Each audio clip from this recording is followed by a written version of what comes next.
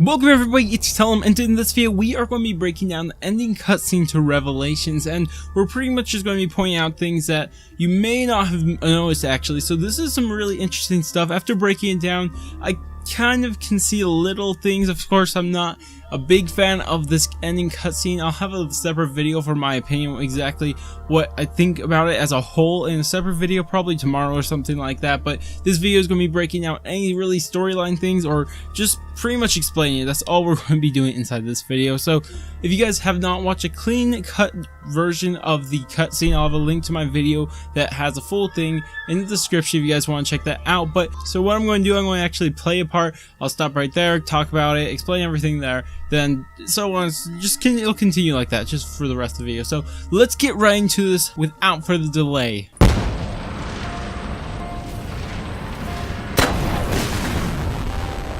Sophia. Maxis.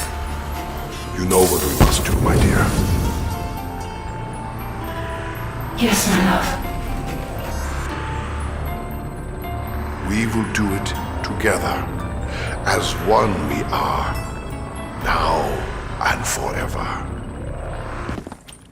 So we see Maxis is in the summoning key now, and we also see Sophia, but I'm kind of confused. So did Maxis become the summoning key? Like, I have no idea what's really happening with that. But anyways, we see Maxis with that is now a summoning key, or with a summoning key now, and we see them, and I'm not too sure what's exactly happening here. But then we actually see 5 toys, and they actually are circling around the summoning key. Which one thing I want to point out real fast is that whose perspective are we looking at this from? Because looking at it right now, we're not in Max's perspective, we're not in Sophia. So who is this? Is this our character? So what's exactly happening here? But I'm not too sure what that's all about. But anyways, back to what I was saying about the toys. So we do see 5 toys, and what people are saying that these toys might actually be the souls we collected, so the children. But I'm really confused at this, if this is a case. So we do see the souls, or supposedly the souls or the toys, whatever, get absorbed into the summoning key with Max's. This is going to get really confusing. Of course, I'll play the next clip for you guys, and then we'll come right back.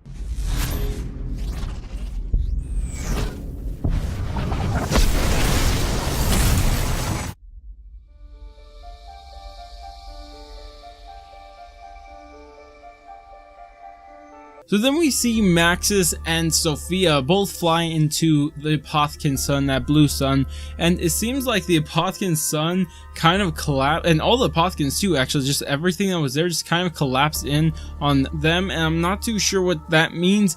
It's just so confusing. They don't explain anything really, and I'm not too sure exactly what happened, but I guess it just collapsed in on them and it got separated from their perfect world, or whatever they want to call it. Now, actually going back to what I said about the souls actually being absorbed into the summoning key. So if this is the case, then would that mean that the children are no longer going to be inside this perfect world? Because if they're inside the summoning key, what happened to the summoning key? Did they get destroyed? Or well, did Sophia and Maxis die with the other souls? Or even if the souls weren't there, so did Maxis and Sophia die? What is happening? I have no idea. It's just so confusing. I said I was going to explain everything, but apparently I can't even explain that because it makes no sense in the first place. But anyways, I'm not too sure what they're going to be doing with the souls possibly in the summoning key again. I just don't know what happened to them, and it's just really confusing. So I'll let you guys watch the next clip, and then we'll get right back to it.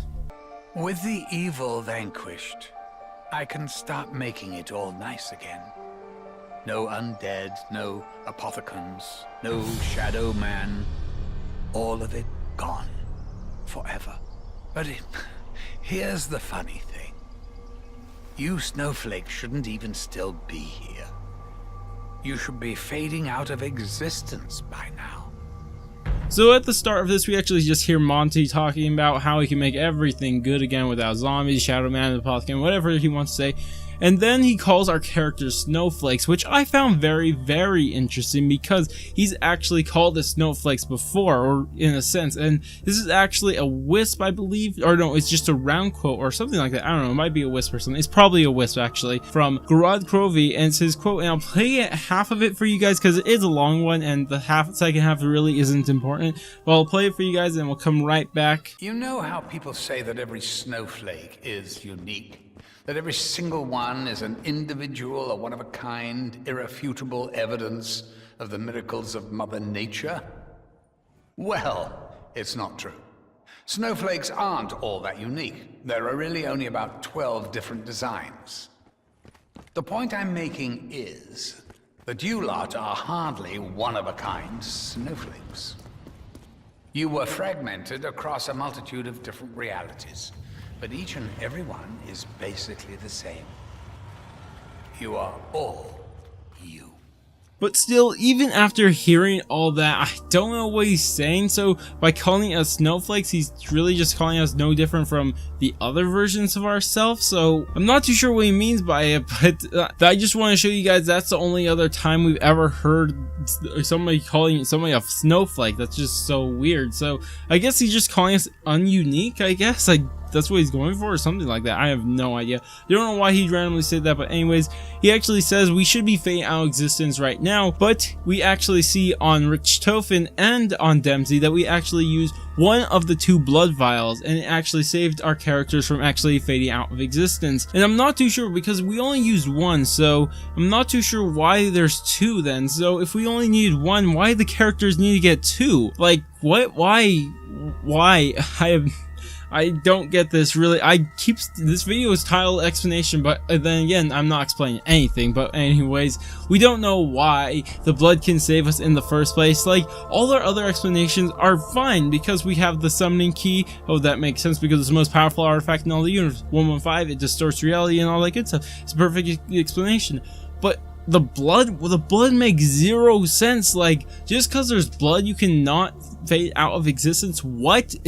I don't know. But this is actually inside this clip I want to talk about right here, and he actually talks about how the blood is off of one of the closed off universes. So we aren't actually destroying the multiverse or anything like this, but all the universes are just closed off as a single universe, as their own universes. And I guess you can't really go back and forth through these universes anymore like we're so used to now. But like I said, that wasn't in that clip, but it'll be in the next one. But I thought I should talk about it right there. But anyways, I'll let you guys watch the last clip, and then of course we'll come back and talk about it. Those blood vials. I was wondering when you'd bring this up. They're from realities we've already closed off. They shouldn't be here. They can't be here. Such a paradox means you're putting my perfect world at risk. You guys and your bloody free will. What to do? What to do? Well, you certainly can't stay here. You could send us somewhere else. Somewhere we've never been. I suppose I could make a little corner somewhere in history. A place where I can dump some of the other shit that I've left over. Or I just wipe you from existence. Ooh, hang on. Actually, that all works out perfectly.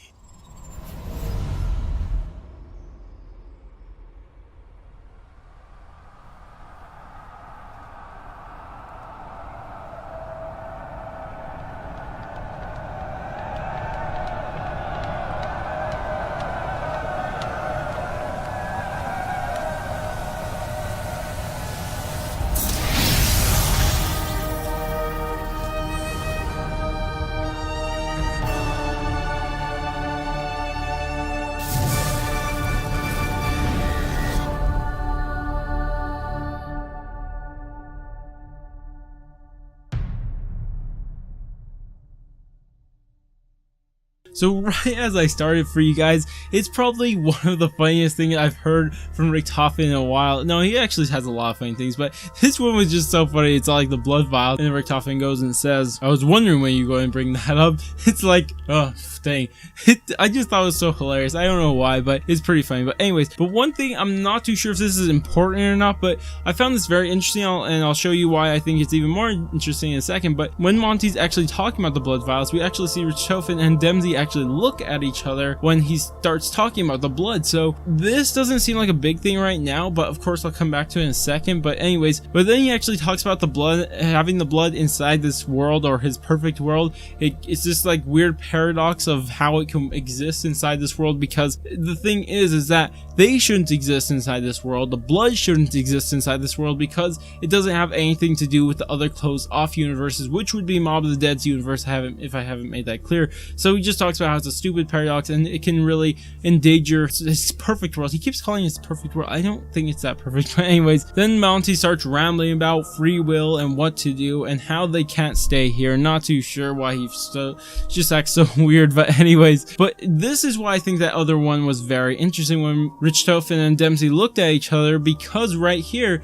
we see actually Nikolai and Takeo look at each other. So it seems like there is some information being shared between Richthofen and Dempsey that the other two don't know about, and there's some information between Takeo and Nikolai that isn't being shared to the other two. So I guess it kind of looked at this point that Nikolai and Takeo seemed like they were going to attack Monty, but it looks like Richthofen actually cut in and suggested to Monty that they could send them somewhere they've never been before, or something along those lines. And then Monty's all like, oh yeah, I can make a little corner in history to put all the leftovers, doesn't say stuff, but I'll say stuff, the leftover stuff. At first he seems like he doesn't actually want to do this, and he says, how about I just remove you from existence? That also works. But then he changes his mind, and this confuses me. See, this is very confusing. Why did he change his mind? He could have at least gave us hinted at least a reason for it, but we got nothing. We just said, oh wait, no, that's actually a really good idea. But I don't know, I was kind of annoyed at that. And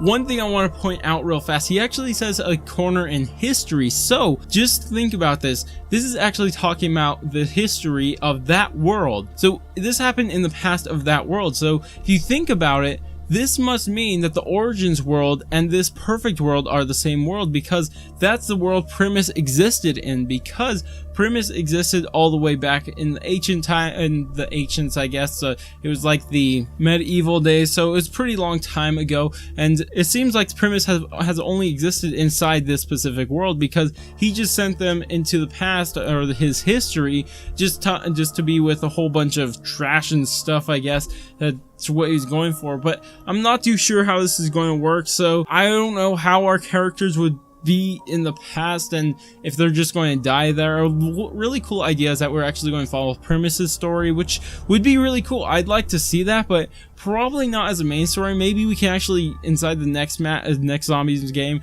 we can actually see, just like hints at it, see like, oh, what the heck happened there? That's really interesting. I hope they, like, a lot of people are doubting this, but I really hope that this is actually going to stay within the same universe type of deal thing. Not universe, but within the same multiverse, just somewhere inside one of the universes, even maybe this perfect world in the past of this perfect world, because we know in the past of this perfect world, the Apothicons existed because Primis existed with the staves and everything. Of course, right at the end, we see our 4 characters all the way back in time in the medieval ages, and we know this because of how they're dressed and how the knights are around them, and they hold up their staffs, which looks so cool. Oh my gosh, that just looks so cool. And as you guys can see, Richthofen is holding the wind staff, Dempsey's holding the lightning staff, Nikolai's holding the fire staff, and Takeo is holding the ice staff. All those are all the same as in Origins. So one thing I want to point out is, if you guys actually look to the side of Takeo, you can actually see what people are saying is a mound from Origins. So they're saying that yes, Origins is the spot